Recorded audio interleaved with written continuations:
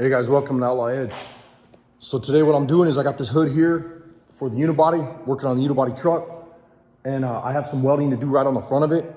So I'll get that done. And then that thing is pretty much, other than bodywork, it's pretty much ready for primer. And then right here, I have the doors that I'm prepping.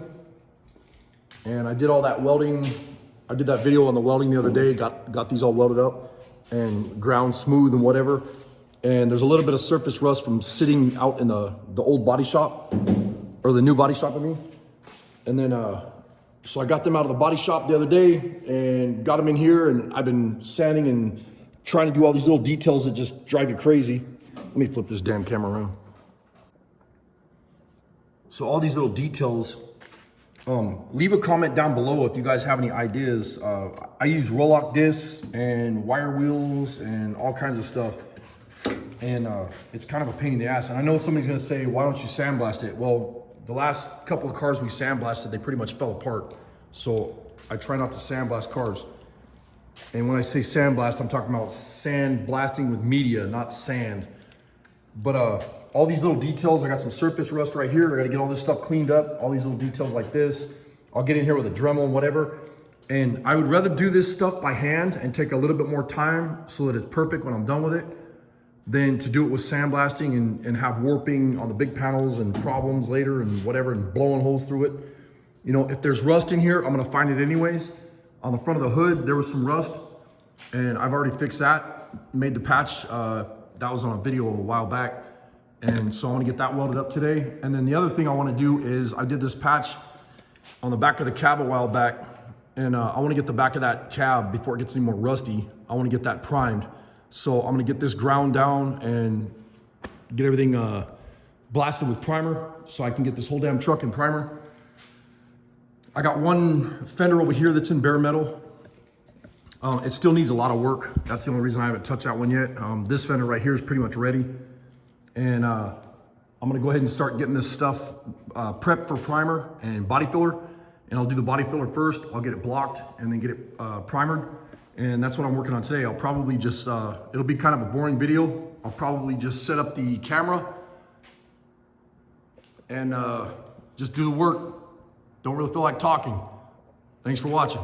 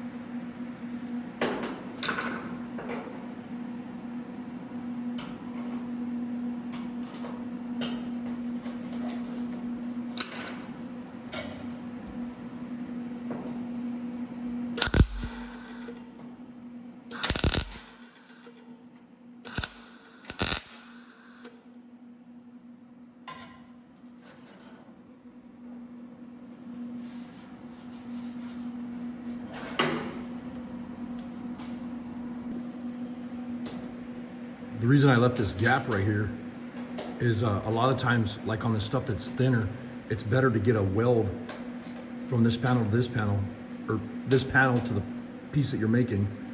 It's better to get a weld in there so that when you grind, it doesn't just, that piece doesn't just fall out. You're actually welding both sides instead of just putting the weld on top of it and then it gets ground off with a grinder after you clean it up. So I got to work on this bottom lip for a little bit though. It's a little wavy, so I'll work on that and get it done. So I was asking you guys about like your opinion, if you could leave a comment down below.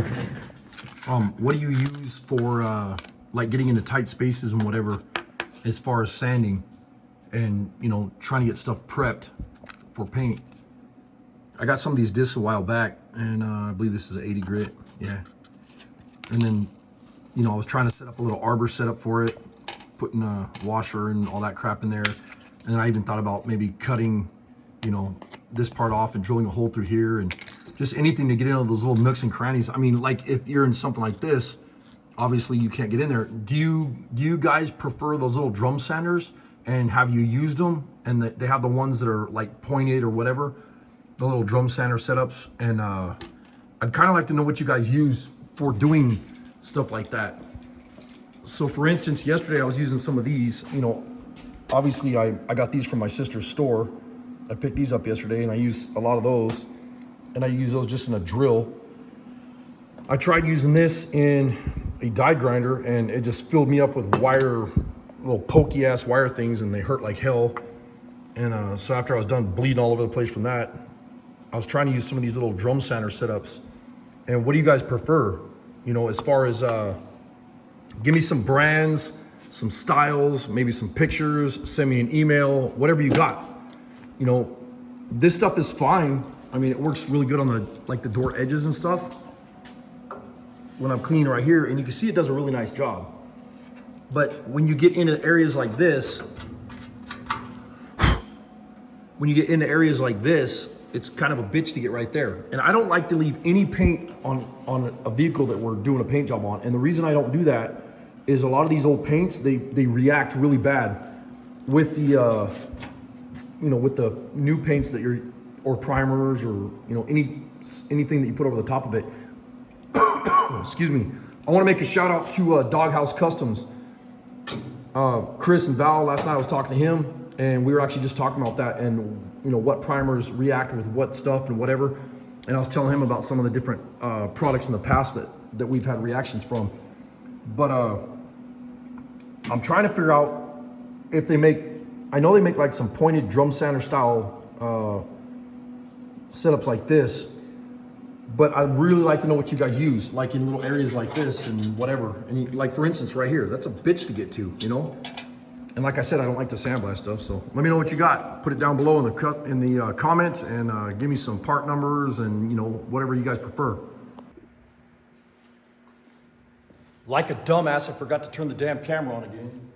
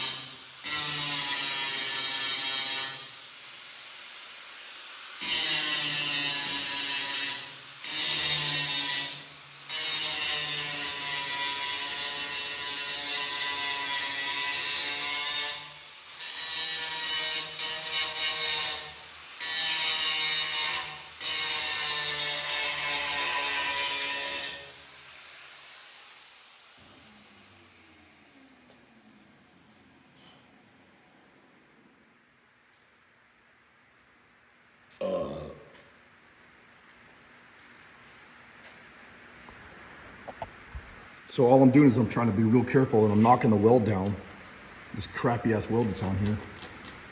And then right here, I'm gonna knock this weld down, and then this is just gonna, I'll take some filler and put on my finger and just clean it up, just so it takes care of the little divots in the weld. And then this stuff I'll need to kind of file it and clean it up and whatever, go all the way around the edge. And then same thing, you know, just run some filler around here and then sand it all out. And then it'll be nice and smooth like this.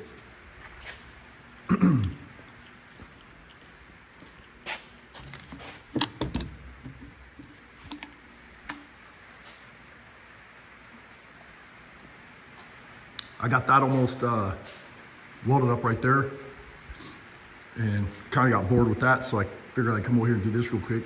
And then when I'm done sanding and getting this all how I like it, then I'll just run some filler all the way across that back panel, because there's some waves and some dings and dents and whatever. I hope I'm not yelling. I got earplugs in.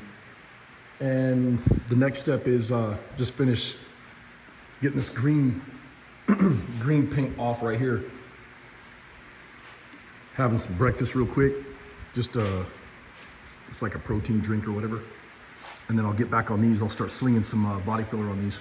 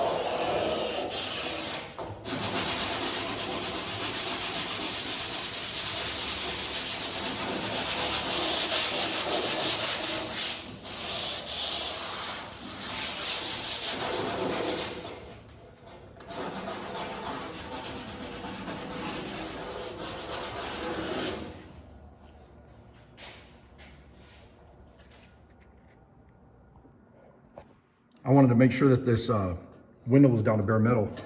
You know, all this, where the window rubber goes, because I want to make sure it gets a nice sealer and primer and everything in there. And you can see I sanded all this crap out of here. And then along the weld, I also ran this wire wheel on a drill, just so I could get that stuff nice and clean. I'm gonna go a little bit more. I got a spot right there I gotta hit. Come on, focus, you piece of crap. Couple little spots, but it did good. And then that way when I prime this, it'll be, sorry about that, trying to set the damn drill down and do crappy camera work at the same time. Trying to frickin', you know, get some really good primer in here so that the paint sticks to it, because you don't want to have old paint on here and then the old paint chips off. Well, it'll take that new paint with it. So I wanted to run through here and just get it cleaned up really nice. So as I was prepping these doors, getting ready for some rust prep on the bottom of the doors, where'd it go? I found this right here, so I gotta weld this up. You see that crack? It starts like right here and goes all the way over. So I'm gonna close that up and I'll weld it just with a MIG welder. Sorry about the crap camera work. And then grind it off. And that's where the window regulator, you know, there's a lot of pressure on that, so it must have snapped or cracked just after all the years of, you know, the window sitting in there like this. So I'll get that welded up, and then pretty much everything's ready to go. I still got to hit the bottom of this door and then flip this door over and kind of clean it up a little bit with some sandpaper, and still sanding. Got a little bit of green to pull off right here, and that's about it. Everything else is pretty much ready to go. So I was getting ready to get all this surface rust. You can see that right here. Trying to get that all taken off, but I forgot about this edge on this door. There's some bad spots on here. You can kind of see them. This whole edge is kind of blown out. Not blown out, but just kind of screwed up. You can see how messed up it is and how crooked it is right here. This is bent down. And then this is all like, woo, wavy. So I'm gonna do my best to straighten this edge and then get this thing in primer, and then I'll have to put it on the truck to block it out. See what it looks like. I just spent an hour cleaning this edge up on this door. There's a couple low spots, but I want to get this stuff ground out so I can file it and see where I'm at before I hammer on it anymore. But that edge looks nice. It's nice and, you know, true to where it's supposed to be. Excuse me. I got a little bit of grinding to do on here on these edges and stuff, but I started grinding right here and just kind of ran out of juice. I'm exhausted. It's Sunday. It's 3:30 or something like that, and I'm gonna call it a day. See you guys in the next video.